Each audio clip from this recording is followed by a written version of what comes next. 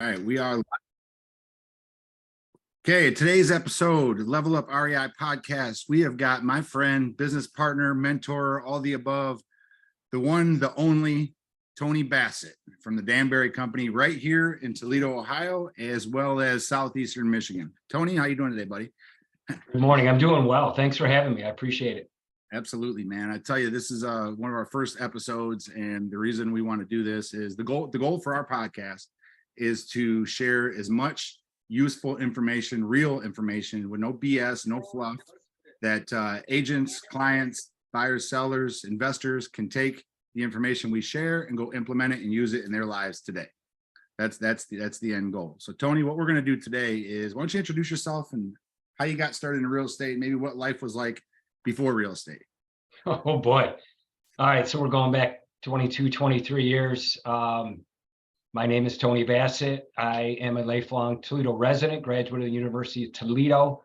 Prior to real estate, I was a journalist. I was a news writer, news photographer. I spent almost all of the 90s, well, pretty much all the 90s working for the Toledo Blade in media. This is back when people read newspapers. This is before technology and they got their news off their phone, which is most of the time wrong.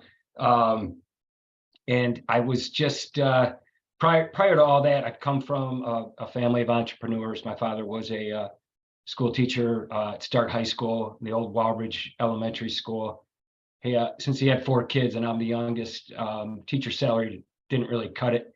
Dad always had a painting business, interior, exterior painting. We started some small businesses, Tony's Candy Store next to the old DeVoe School. I went to work there at 14 years old. A couple years ago. My father put me right out there in the public as a kid. We also owned Penguin Palace in Maumee, which is still there, still thriving. We had the Jumbo Cone, which was over by Whitmer, which got torn down. I think there's a gas station there now, but that's kind of how my family always operated. Dad was always working, wanted the kids to work. My older sister, one of my older brothers, they were in the family business as well too, before they started doing things on their own. I guess from my perspective, getting into real estate, I had a lot of people encouraging me to because of how well I knew Toledo, the community. At the Blade, I covered cops, I covered courts, I covered general news, I worked down in the Bowling Green Bureau. So my experience got outside of Toledo as well too. And I just, after having 2 kids of my own, I figured if I'm going to work this hard, I need to make a little more money. Right. And, with some encouragement from the right people, I got licensed in 2001 and I've been with Danbury ever since. I'm licensed in Ohio. I'm licensed in Michigan. My main office is on Executive Parkway in West Toledo. And I've just grown up here, so to speak. I am an assistant manager in the Westgate office, and I like to mentor agents, especially the new ones who are career switching, because that's, in our business, most of us always did something. Although I am seeing a lot of people try to be realtors right out of college, which is encouraging. But with the way the market's shifted a little bit here, it can be discouraging. And so that's where I come in to help those people out. I guess year in and year out, I am out and about. I love working in real estate. I've got some good partners, yourself included. Most of my business comes on referral, and I like to teach that instead of buying leads. And buying leads has become huge in the last really 5 years, but more so since the pandemic hit. I have no intention of retiring. I enjoy what I do. We can be realtors on the run, is what I call it. You go on vacation, you get busy, you sell 4 houses, you come back, you're not so busy, plan another vacation, right? But that in a nutshell is who I am. I think that's awesome, the history. And just to tee this up for everybody, Tony was one of my personal mentors when I got my real estate license, and I also was at Danbury for quite a while. And ever since then, has been we call it the dispo, the sales side of our rehab business. And I'll put it right out there before we get too far into this. We are batting 1,000 over the past 3 years of every single value that we've asked before we buy the house, what will this sell for, Tony? We've either been at or above for the past 3 years. So if you're looking for an agent that knows his numbers, will get you the success that you want. Number one, yes, I'm licensed in a few states as well, but Tony handles all of the realtor side of our entire business, and I'm grateful for that. So thank you. So let's jump right to the meat and potatoes of this market we're dealing with nowadays. Obviously, the shift has had, people call it a shift, a pivot, whatever. I call it a cycle. There's a cycle in real estate and a cycle in everything. Seems to go about every 10 years for whatever reason, whether it be political, whether it be pandemic, whether it be something. It seems like there's a cycle. So I'm a buyer or a seller looking to possibly buy or sell my house. What would you tell a client that's reaching out to you today that's looking to say buy a house? I would say to them first, what's your current situation? Which means, are you renting? Are you living with family, parents? Most of them are renting. And then I say, all right, what's your rent payment going to be? Because a lot of them are freaked out by media reports that these rates are so darn high. No one's ever going to buy a house, right? Bought my first house in 1994, and the cheapest rate was 9.5%. So that 7.5 is not so bad. You know, the 7's great. 6.5. The media is going to spin, anything they do, and mostly negative to scare people. So I always find out what their goals are, what their personal situation is. Whether it's, hey, I got to get out of my parents' house, or hey, I'm going through divorce and I've been living with relatives, or I've been living with a friend. And then I always ask them, do you have your financing lined up? Okay, we're not going to go out and start looking at houses until you have not only talked to a loan originator, but you got that pre-approval in place. And it's not just a phone pre-approval. Right. And Rick, the lenders like I do, and who's out there and who's good, and who to call and who not to call. Right. Buying the house, that is your first step. And if somebody always says to me, I want to go look at 123 Main Street right now, right here today, and they don't have their financing lined up, it's the biggest sin in real estate for these young agents. Because boy, my first 2 years I used to run out.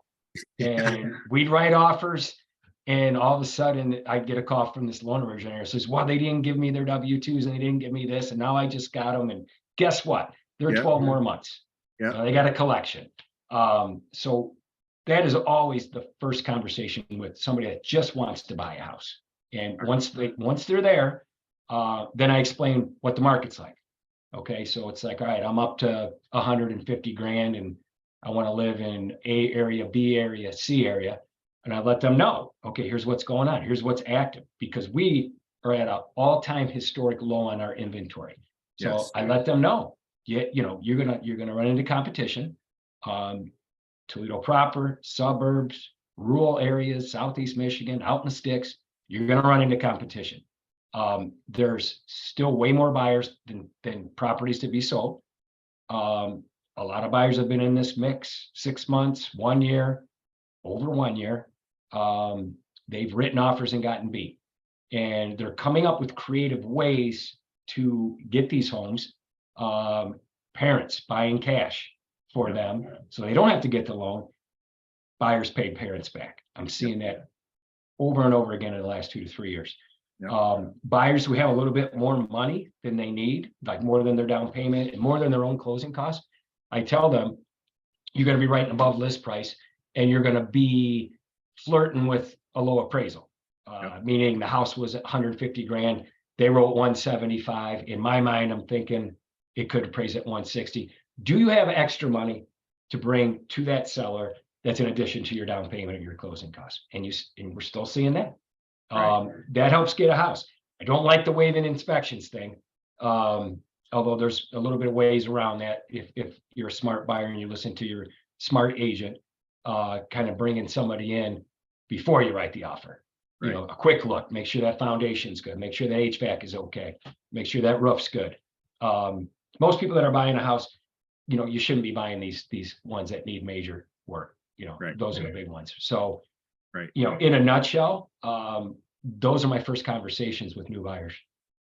Got it. Or repeat buyers. I think that's the really good nugget there. The main one, and I remember, I couldn't agree more. When I first got licensed, you're excited, right? and how many times you just spent hours and miles and gas and time thinking you got a deal, and the person hasn't even talked to a lender yet, right? Oh, Are they clicked on the link on the internet, and they send you a PDF that says you're pre-approved, and you're like, what? You're about to get your first deal. No, you're not. no, you're not. No, you're not. Especially these online lenders. Yeah. You know, you could be getting one from, you know, Vancouver. You know, there's too many good local people. It's another thing I tell my buyer. Who are you pre-approved with? And, you know, I won't use any names, but if it's outside the comfort zone of Northwest Ohio, Southeast Michigan, and it's way outside of the state of Ohio and the state of Michigan, you know, I always tell them, I've got 6 to 10 veteran loan originators right here in town. Yep. And they're mortgage brokers or mortgage bankers. You know, they're Right. not involved with this big, massive conglomerate. These are the people I have confidence in that are going to get it done. Right. And a lot of people, you know, they'll resist that because, oh no, they're giving me this rate, and they don't look at the closing costs. Or, hey, I do all my banking at X corporate bank.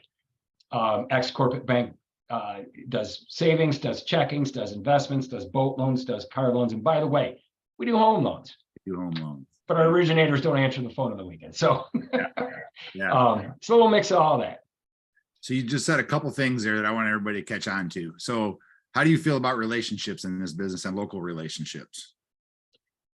Everything. If you don't establish relationships, you're not going to succeed in my business. And those are relationships like you and I have. Yep. Okay. You're licensed, I'm licensed. You hate doing what I'm doing. I could never do what you do. That's a solid relationship. The next ones are the ones with the loan originators, right? The title companies. You got to have a good title. Okay. Not all the title companies are doing their jobs out there. Those relationships right there. Whoever's going to insure for your buyers and for your sellers. Okay. Good insurance people. These are all relationships. And by the way, you need to have good relationships with your fellow agents, even if they're your competitors. There's nothing worse than a realtor with an ego on the other end that puts that ego in the way of the buyer and the seller, and eventually that closing. Yeah. And, you know, after 22, 23 years in the business, I'd like to think I've established some pretty good relationships. Yeah. Yeah, I'm with you, man. I think the relationships and key, especially in the real estate world, because there's so many moving parts. It's not just you. There's it takes 10 different people to get a deal done, you know, including the client, you know, that's awesome.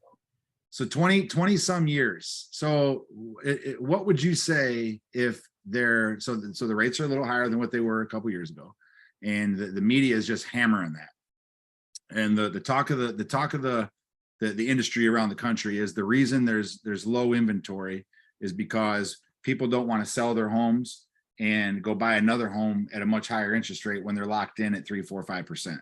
So what would you say to people that are kind of on the fence, thinking about it, you know, people that are expecting this big quote unquote crash that in my belief isn't coming?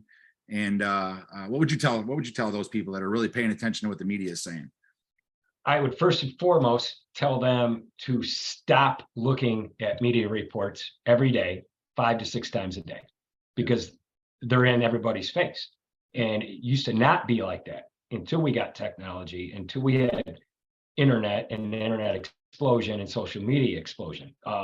Again, the media is gonna try to spin a story. I get calls all the time as a member of our local board, and a lot of these reporters, they don't even know what they're talking about. They don't even know the name of my board. They don't even know what we do. They call me because I'm on the board or I was the past president, and they want me to talk to their spin, and I won't do it. Because 50, 60, 70% of the time they're wrong. You know, what's going on here is a little unprecedented. You've got a very strange economy, this inflation thing. You know, throw in major auto strikes, you know, throw in companies still hurting from the pandemic, people resisting to come back to the office when they're supposed to. Everybody wants to work from home. Some people are permanently working from home. That's great. But the inventory thing, it's real. And I could name 10 sellers I have right now that are in really nice houses that are too big for them. They refied into 2.5 to 3%, sometimes on a 15, usually on a 30, and they need to size down. And everybody's different. So I always talk to everybody, and I was like, all right, where do you want to be? Where do you want to live? And how do you want to live there for? And if they're telling me, well, we want to cash out on this big house. We got a lot of equity in it. And so I said, do you really need to buy right now? Do you want to rent for a year? If they're empty nesters, there's all these cool places they can rent. They've built up quite a lot of these 55 plus villa rentals. Right. Savannah Township just approved another one. They're good concepts. I mean, the baby boomers are pretty much all retired. And I'm a Gen Xer and an empty nester. I sold my big house a few years ago, and I'm in a small ranch, and I love it. And a lot of people, my age and up, that's what they want. So you've got to listen to everybody's situation and everybody's story. If they're just saying, "Hey, we love our house, we just want to cash out," and we might want to buy something, I just look at them. I said, "Well, what do you want to do that for? What's your payment?" And then look at what it's going to be. Even if they buy a cheaper house, they're still going to have that payment. Right. And at the same time, being in constant contact with a lot of good loan originators and brokers that I see, what are they expecting? Right? They're saying, okay, our government has to do a little bit of something to get these rates down. That is going to open up that gridlock a little bit. That dam in the river. Personally, I see that happening next year, maybe April, May, that spring market thing. But it's hard to predict, Right. But a lot of people feel the same way I do. And if those rates get into the sixes, that's great. Those are great rates. The media will say, hey, look what it was 3 years ago. Those were lotto hits, right? Yeah. When you're getting 3%, all those loan originators, they worked 7 days a week refining people. Right. And then, by the way, there was a ton of people buying these houses, and we didn't expect that because we thought the earth was going to cave in during the pandemic. Right. Literally.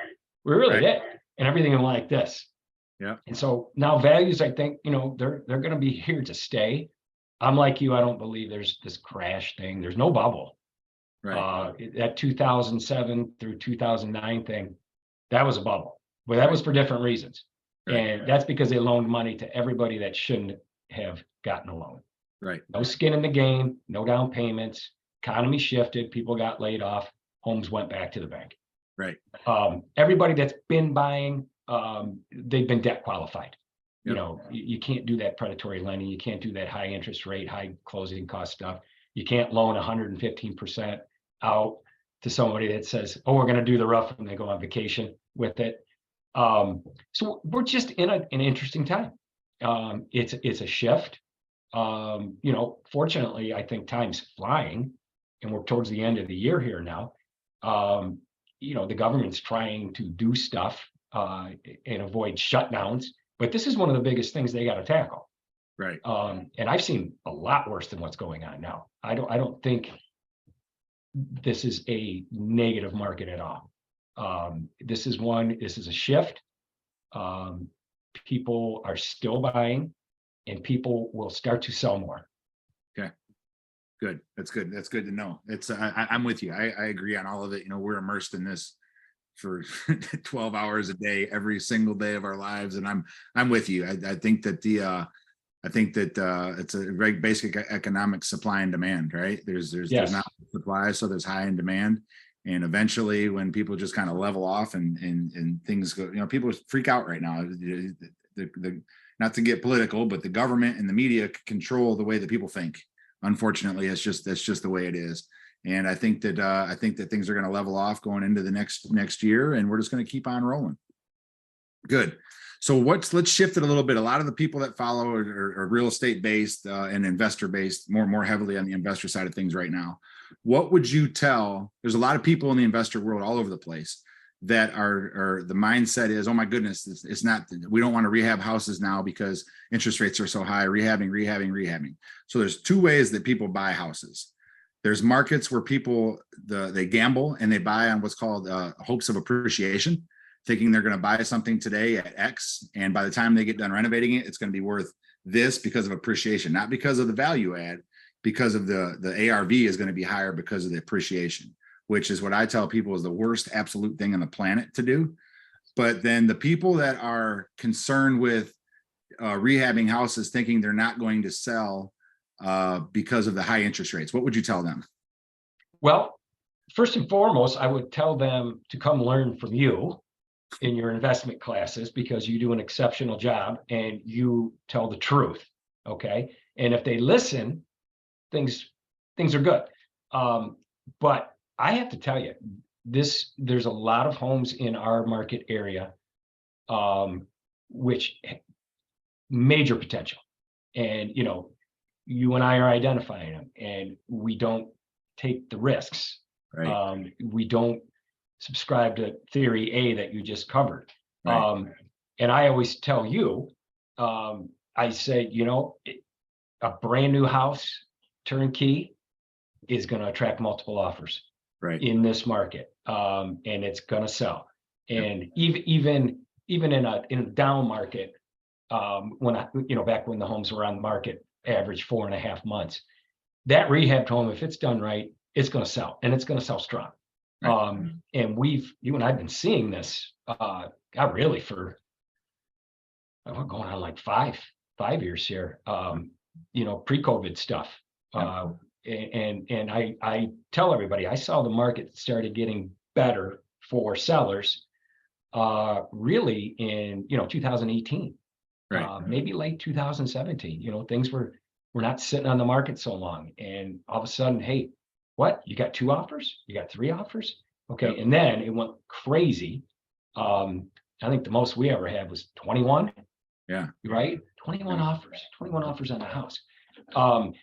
There are a lot of people, and you see them more than I do, but I get the phone calls, and a lot of them are from out of town, and they declare themselves an investor.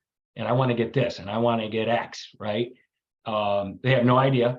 They're from California, they're from Florida, whatever, out of the country, and they think they can come and pick on poor little podunk Toledo and do what they want. And they're buying from afar. They're looking, through their internet glasses, right? And saying, oh, well, I'm going to turn this house for 60 grand after picking it up for 10.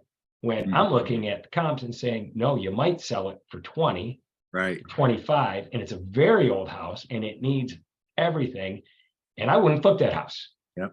And I might not even buy it as a landlord investor to rent it to somebody, knowing that we've got this lead ordinance in Toledo going on, and you got to spend a ton of money. Right. So, the smart people are going to take their time and do their research. Right. And you know how I do it. You know Yep. what I mean? And, get themselves a good point person, a good agent to help them, and pay that person. So let me not share with just, yeah. let me share with share with everybody how our system works. So in our company, what we do is we market heavily for off-market deals. When we find a deal that we're interested in, we run the numbers, we analyze it, we do all the property walks. When we decide we want to move on the property, then I send it over to Tony. And Tony runs the numbers and make sure I'm in the ballpark. He's actually a lot better at this part of it than I am. I'm very I'm kind of a chicken shit, so my numbers are always super low and conservative. My favorite line is, all right, is this the conservative number? And he's always like, yes, it's conservative. And I'm like, are you sure we shouldn't go any lower? Right.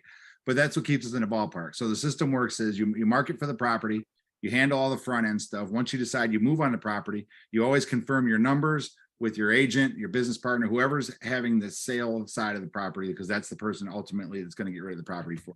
Tony and I have been doing this for a very long time. And on a side note, when we were getting started years back, I went through the process. So for those of you that, I know the question pops up in your heads right now, you're licensed, why don't you list your own properties? And I'm going to address that because it's going to get a message. It's going to be sent to me on a DM. Probably it already has. The reason is this. I got licensed to starting off to be I didn't really know what I wanted to be. I got a license to figure out how to be an investor and an agent. And I was a shiny object son of a gun. And what happened was I jumped into the mindset of I'm going to list my own properties when we were flipping. And what I learned is that wasn't a business owner. That was just creating another job for myself.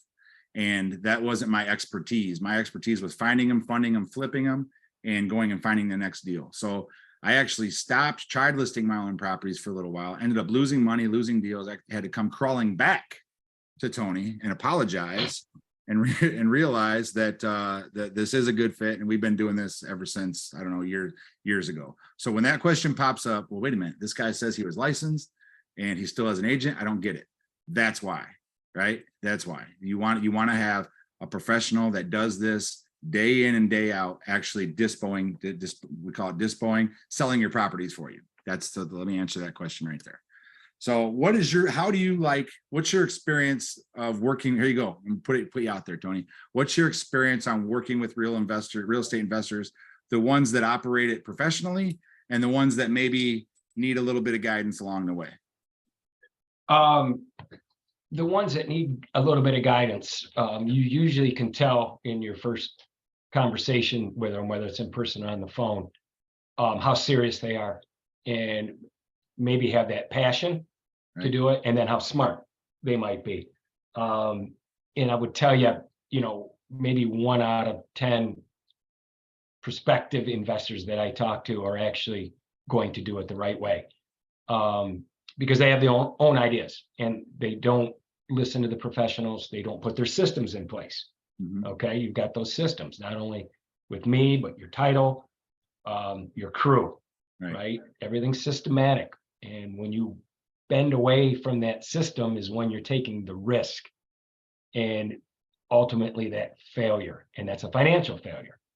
And I did this a long time ago when I first got in the business, and I looked at a place and I had a buddy of mine that had some money, and we didn't put our systems in place. We let our heart run and buy this place. And then when we got into it, it was a mess. And it made me shy away from ever doing that myself, trying to manage subcontractors, the whole thing. And that's why I stay on my side, so to speak. And a lot of these people get referred to me. Some of them call me out of the blue. And I tell them, what do you know? What's your experience? And then some of them say, well, I want you to teach me. And I was like, I can't teach you. There's other people like Rick can teach you that. I can teach you how to be a good realtor, a good salesperson, a good marketer. But my biggest suggestion is be educated, get your systems into place. Just because you got $100,000 laying around and you think you want to buy something to flip, what do you know about this area? Who's helping you? That kind of thing. So it's quick to identify who's going to succeed and who's going to fail. Got it. I appreciate all that. So let's talk about your Danbury. How do you educate? A new agent comes in, they're interested in the market. You and I are kind of the same. When people are fearful, we jump in, and when people are jumping in, we get fearful, right? And so people that are getting in the market right now, people that are looking for a brokerage, they want to come learn from you. What does that look like? How does that happen? That happens quite often. We, at my company, we are heavily vested in training and mentoring. A little bit old school, a little bit in, ninja sales. Encouraging them to build their business from the ground up, through their family and friends to start. And then once they start getting closings, that's the seed, okay, for everything. Referral and repeat. All my business is repeat and referral. I don't buy the leads. I know a lot of people do. To me, it's a waste of money. I think the Zillows and the Realtor.com of the world have really taken advantage of realtors by selling leads back that they got illegally, by the way, and that's a whole nother story. And it's been that way for a long time. Realtor.com used to have a wonderful paid listing platform for your listings. It was awesome. And then they saw what Zillow was doing, and just selling the zip codes, and not just to one person. You buy your chunks, you sit at the poker table, you answer the phone at 10 at night. If you don't, it goes to the next person. With new agents, and a lot of them are coming from different professions, I always like to find out, all right, what'd you do for a living? We had a manager of a tire store, and I looked right at him and I said, you had a database? He goes, yeah, I did. I said, go get the database. Let everybody know what you're doing and why. Okay, you're a family man, you got sick of tires, you wanted to be out and about, you want to make more money. There's nothing wrong with that. Nothing wrong with that at all. But you've got to have that database. You have to have that spirit of influence, because it's going to keep growing. Okay. And you've got to ask questions, and you've got to show up. You cannot be a remote real estate agent. And this is my opinion, and my company feels the same way. When I first started, I had the database, I had the people, I had more than most agents that are new starting off ever. And I let everybody know, and it took a while. You know, not everybody's going to do business with you right off the bat, but I built it up, and I came to the office and I talked to experienced agents. I shadowed them. I did their open houses for them and ran into the business. You get a buyer, you do a good job, you get a referral. You stay in the business for 5 years, buyer selling his house. Same buyer referred you to his brother, his sister, his coworker. Now you've got 12 referrals growing out of one sale. And then it keeps going like this. If you're going to stay in the business, that's what you got to do. You got to talk, you got to connect, you got to build the relationships. Get out there and meet people. Yep, that's good stuff. So how do people find you? How do they find me? Some of them find me on the internet. It's funny. We've got good marketing here at Danbury. I'm fourth year on the board of Northwest Ohio Realtors, which has been an amazing experience. I suggest everybody that's in this business give back, because most agents don't know what the heck is going on in our industry. They just know they got a license, they can make money, and they advertise themselves. But there's a lot going on in this industry. There's a lot of threats from our own government that's probably going to change things the way we make money. And it's going to change things sooner than later. And when I say that, 2 to 3 years. So volunteering and being on the board and traveling to the bigger cities in Ohio and getting outside, going to national conferences, you talk to other people like yourselves in different markets, and you share your experiences, whether they're good or bad. And a lot of the frustrations are out there. They're nationwide. Everybody's got the same thing going on. It's just in a different market, in different price points and everything. But people come to me mostly from referral, and from me being out there. I travel. I go to social events, a lot of sporting events. Me, I'm a big sports fan. And you talk to people, even if they're strangers. And somebody overhears you talking about the market to somebody, and or they see your logo thing. Hey, are you a realtor? Geez, we sold with so-and-so 20 years ago at Danbury. They're not there. Hey, can you come take a look at our house? They'll look you up. Most of them, they'll research you. Google searches is 4 fingers away. Reviews are good. I don't have time to ask for them so much. A lot of times they pop up, and I love them. And I've got a social media director that makes good posts for me, and good marketing. I always market for my clients. I don't, I guess I'm more humble. I don't like seeing this ugly mug out there day in and day out. Look at me. It's about your clients. And especially listings. If you market good listings for your clients, you're going to get them a heck of a sales price, and then that gets you the referrals. You're building your business. The concept is referral based. I like it. Well, Tony, I wanted to tell you thank you for taking the time to do this. I think that we're the mission that we have together for everybody is to push back against all the BS and all the negativity and all the lack of collaboration in the real estate space, whether it be from agent side, investor side. I really don't look at it as sides. Real estate industry is the real estate industry. There's just different arms, right? Yeah. The more you collaborate with other people that have done just a little bit more, or you help somebody that maybe hasn't done just as much as you, I believe the law of reciprocity takes control and everybody wins. So thank you for helping me share this information, and I will give you a call later because we got some deals to talk about. Yes, we do, buddy. All right. Have a good day. I appreciate you having me. You know that. Absolutely, man. Absolutely. I wouldn't have it any other way. I'll have this.